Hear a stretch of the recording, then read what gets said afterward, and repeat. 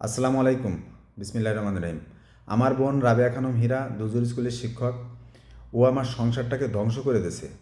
ওর যখন বিয়ে হয়, ওর বিয়েতে মোটা অঙ্কের একটা যৌতুক দেওয়া হয় এবং যাবতীয় ফার্নিচার, সোনা দানা, 5-6 ভরি স্বর্ণ দেওয়া হয় এবং ওর যে চাকরিটা করে দুজুর স্কুলের, ওই চাকরিটাও আমাদের টাকা দিয়ে ওর চাকরি পায়।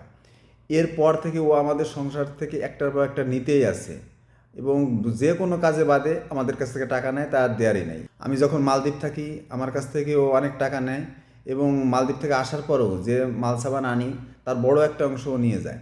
একটা বোন মাত্র নেয়, আমি ওটাকে বেশি কিছু মনে করি না।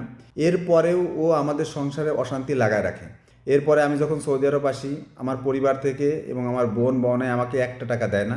আমি ধার দেনা করে আমি নিজের টাকাই আমি সৌদি আরব আসি। সৌদি আরব আসার পরে আমার মা বাবার সাথে আমার পরিবারকে ও পৃথক করে দেয়, এমনকি আমাকে জানায়ও না।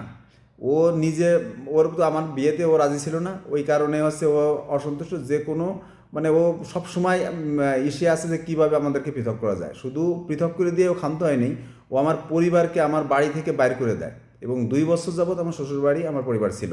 এরপরে আমি দেশে আসি এবং আমার বাড়ির পাশে আমি একটু জায়গা রেখে ওখানে ঘরটার উঠাই, আমার পরিবারকে এখানে আনিয়ে রাখি।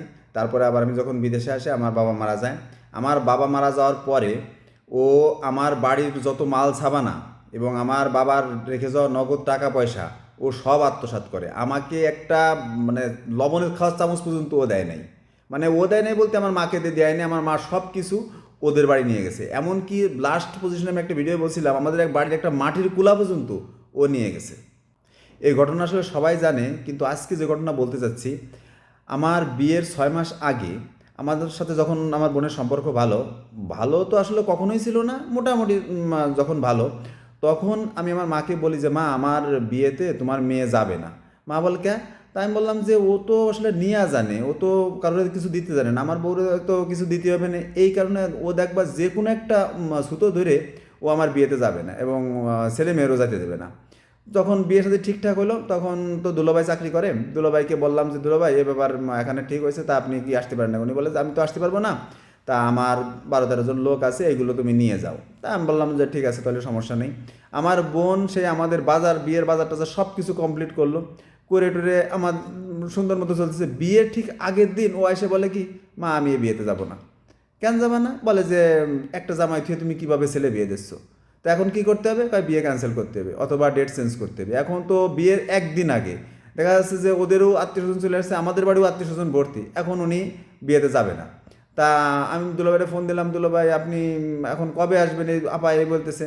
কয় ভাই আমি কবে আসতে পারি আমি বলতে পারি না। আমি বললাম যে যদি আপনার 2-1 সপ্তাহের মধ্যে আসেন, দেখা যাচ্ছে যে কাবিন কলমা করে রাখি, পরবর্তীতে আপনি যে আনবো বা ওরে নিয়ে আসি, আপনার আসার পরে আমরা দেখা যাচ্ছে যে ওদের বাড়ি যাব।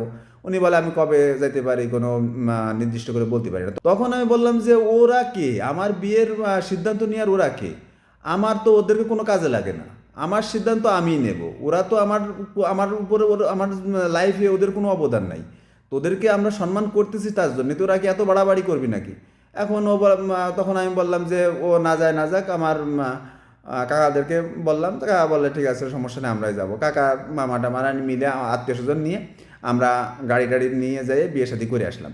বিয়ে করার পরবর্তীতে অনেক কাহিনী, আমার মা কি রাগারাগি, আমার বোন আমাদের বাড়ি আসে না। আমার বোন আমাদের বাড়ি এসে কয় কি যে তোমার যে ছেলে নিজের বোন বউনায় রেখে একা একা বিয়ে করে নিয়ে এসে সেই বউ নিয়ে তুমি এখনও সংসার করো, ওরে বাড়ি ফেরতে নামায় দাও না কিসের জন্য?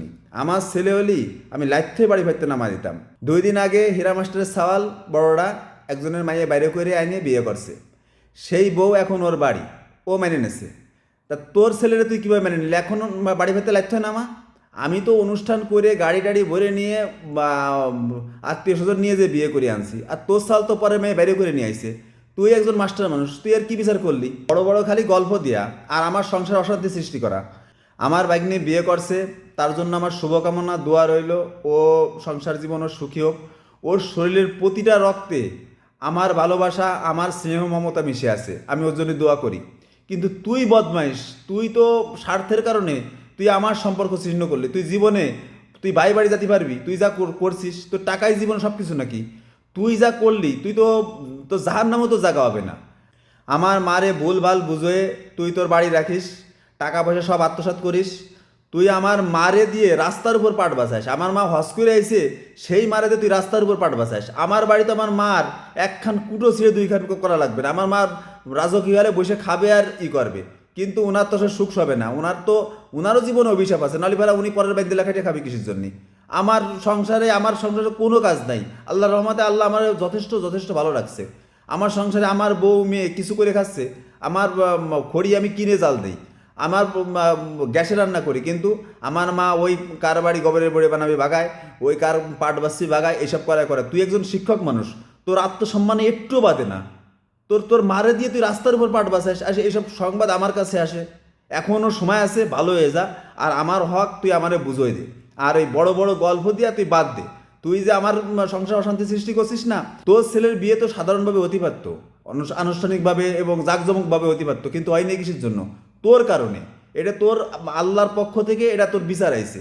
তুই আমার সংসার অশান্তি সৃষ্টি করছিস, তোর সাওয়ালে যে পরের মেয়ে বাইরে করে নিয়ে আইছে।